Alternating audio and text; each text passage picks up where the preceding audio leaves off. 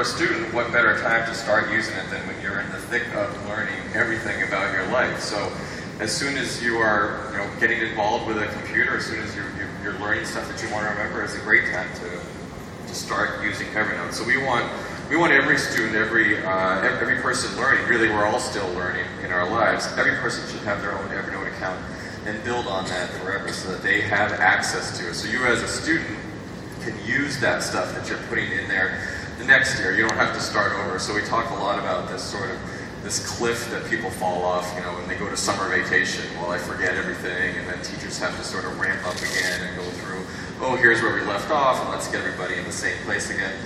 With Evernote, you have all of that stuff, so you don't start over again, and that's true in school, it's true in life. You change jobs, or you go on a sabbatical, or you do something else, and now all of this stuff is still there for you. It's still usable, it's still searchable, findable. So that's really critical, and for students even more so, to start as soon as possible building their life's memories.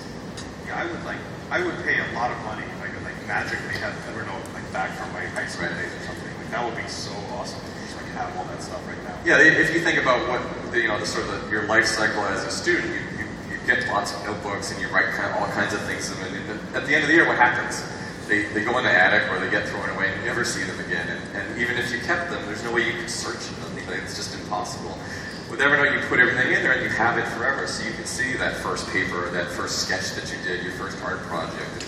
And you can use it and show it to your kids and say, it's okay. It's not that bad that you can't draw. It's genetic. This was me 20 years ago. So it's really important.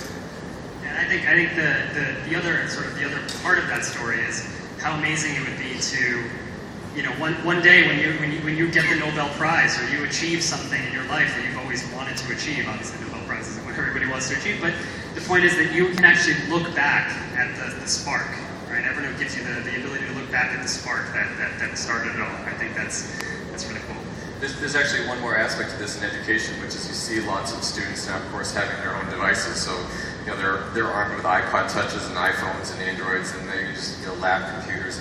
And so Evernote being available everywhere, anytime on every device is super important so that schools don't have to invest in, okay, we have to give everybody an iPad. It's great if you want to do that, but that's out of reach for a lot of schools. So Evernote being available to everybody is really critical to helping you build that life memories.